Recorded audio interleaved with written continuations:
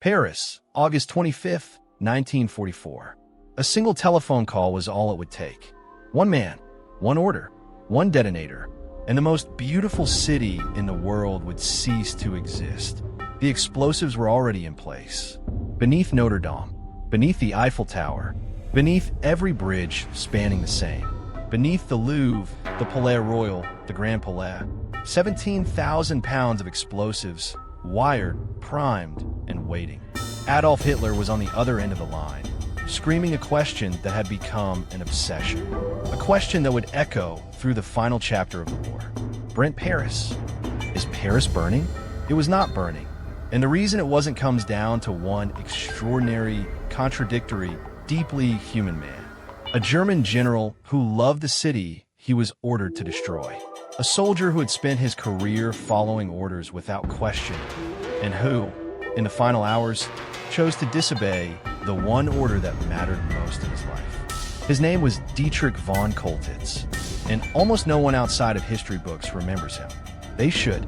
To understand what von Choltitz did, you have to understand what he was. He was not a rebel. He was not a romantic. He was not secretly anti-Nazi from the beginning. He was, by every measure, a devoted servant of the Third Reich. Born in 1894 into a family of Prussian military aristocracy, he had soldiering in his blood the way other men have music or mathematics. He fought in World War I as a teenager. He rose steadily through the ranks during the 1930s. He was at the fall of Notre-Dame in May 1940, when German bombing reduced much of that city to ash. He was at Sevastopol in 1942, where his forces showed no mercy. His record was one of professional efficiency, not sentiment. He was the last man anyone would have expected to blink. But then came the summer of 1944, and everything was unraveling. The Allied landings at Normandy on June 6th had cracked the wall. By July, the German lines were collapsing under the weight of men and metal that the Reich simply could not match. On July 20th, a bomb exploded in Hitler's headquarters at the Wolf's Lair. The assassination attempt failed, but it left Hitler paranoid, twitching, convinced that betrayal was lurking in every uniform. It was in this atmosphere of desperation and paranoia that Hitler made a decision. He needed someone ruthless to hold Paris. On August 7, 1944, Dietrich von Choltitz was summoned to Hitler's headquarters. He arrived expecting strategy. What he found was something that shook him to his core. Hitler was not the commanding figure he had heard about. The man pacing the room was trembling. His left hand shook uncontrollably. His eyes were glazed. His speech lurched between cold calculation and raving fantasy. Hitler told von Choltitz that Paris must be defended to the last man, that if the city could not be held, it must be destroyed. Every bridge demolished, every major monument reduced to rubble. The city must not fall into Allied hands intact. It must be left as a wasteland. Von Choltitz later wrote that he left that meeting believing something no German officer was supposed to believe. He believed the man giving the orders had lost his mind, and something shifted inside him on that drive back. Something quiet and irreversible. He arrived in Paris on August 9th as the newly appointed military governor. And here is the part that history doesn't always capture cleanly. Paris, even in the summer of occupation, was still Paris. The cafes were still open. The artists were still painting. The Seine was still shimmering at dusk. Von Choltitz, a man who had destroyed cities, walked those boulevards and felt something he hadn't expected. He felt the weight of what he was being asked to do. Not politically, not morally, at least not yet. Aesthetically, architecturally, historically. He looked at Paris and understood, with sudden clarity, that destroying it would be an act of violence against all of human civilization. Not just France, all of it. But understanding something and acting on it are two very different things. And for the next 2 weeks, von Choltitz walked a tightrope that would have broken most men. He received demolition orders from Berlin. He acknowledged them. He stalled. He filed paperwork. He told his engineers to be ready. And then he found reasons, over and over again, to delay the moment of execution. August passed in a slow, burning agony of tension while the resistance inside Paris grew bolder. German authority crumbled at the edges, and Hitler's calls became more frequent and more frantic. On August 19th, the Paris Uprising began. French resistance fighters took to the streets. Barricades went up across the city. Shots echoed through arrondissements where silence had reigned for 4 years. Von Choltitz had the firepower to crush it. He had tanks, artillery, thousands of soldiers. He did not unleash them. He skirmished. He negotiated ceasefires. He bought time. People on both sides were dying, yes. But the full weight of German military power never came down on the city the way it could have. And the question that haunted his officers, the question they whispered to each other but never dared ask him directly, was why. On August 22nd, Hitler's orders arrived in their most explicit form. The demolitions were to begin immediately. Every bridge, every landmark, every critical structure.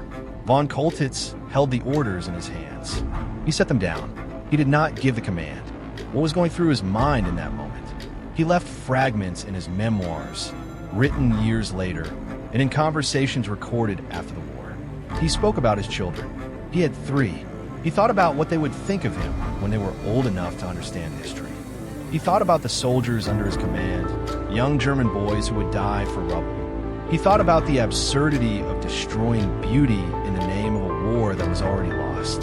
And he thought, perhaps most practically, about what the Allies would do to him personally if he gave that order. The war was ending. Everyone with eyes could see it. What a man did in these final weeks would define what followed. There was also a secret meeting. This is the twist that most accounts bury in a footnote. On August 21st, through a network of Swedish diplomats and quiet intermediaries, von Choltitz made contact with the Swedish Consul General in Paris, Raoul Nordling.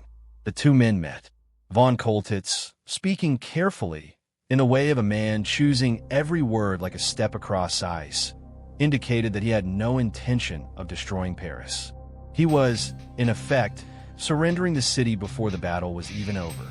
He gave Nordling a letter that helped open a path for the Allies to enter Paris quickly enough to prevent any last-minute change of heart in the German command structure. Von Choltitz was not just disobeying Hitler. He was actively engineering the outcome he wanted. August 24th, the Free French forces under General Philippe Leclerc were racing toward the city.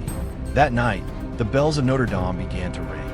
First one, then another, then all of them together, a sound that Parisians had not heard in 4 years, rolling over the rooftops in the dark. People came to their windows weeping. The city was not burning. It was singing. On the morning of August 25th, French and Allied forces entered Paris. And in a moment of extraordinary theater, Dietrich von Choltitz, the man who had been ordered to reduce the city to ash, formally surrendered to a French officer at the Hotel Meurice. He was taken prisoner.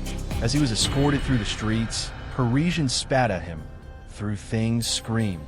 To them, he was simply the German occupier. They did not know what he had chosen not to do. They did not know what they were not standing in the ruins of. Hitler received the news and went into a rage that witnesses described as almost inhuman. He summoned his generals and demanded to know who had failed him. He contacted his military command and asked the question one final time, the question that had become his obsession, the question that would never receive the answer he wanted. Is Paris burning? It was not, and it never would be.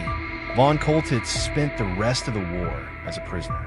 He was treated reasonably well by Allied standards, partly because everyone from Eisenhower downward understood what he had done. He was released in 1947. He returned to Germany. He wrote his memoirs. He gave interviews. He lived until 1966, dying in Baden-Baden at the age of 71, an old soldier in a country that had spent 2 decades trying to process what it had done and what it had failed to do. History has never quite known what to do with Dietrich von Choltitz. He is not a hero in any clean sense of the word.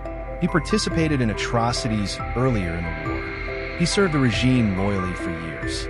His decision to save Paris was tangled up with self-preservation, with a calculation about what defeat meant, with personal aesthetics as much as ethics. He was not a good man who did one good thing. He was a complicated man who, at the exact moment it mattered most, made a different choice than the one the machinery of the Reich had spent years training him to make. But here is what remains when you strip everything else away. Paris still stands. Notre-Dame still rises above the Seine. The Eiffel Tower still catches the morning light. The Louvre still holds its treasures. Millions of people have walked those streets, fallen in love on those bridges, sat in those cafes, lived whole chapters of their lives inside a city that should have been rubble. Every single one of them owes something, unknowingly, to one telephone call that was never made. One order that was received, acknowledged, and silently, deliberately buried. History turns on the loud moments, the battles, the speeches, the declarations.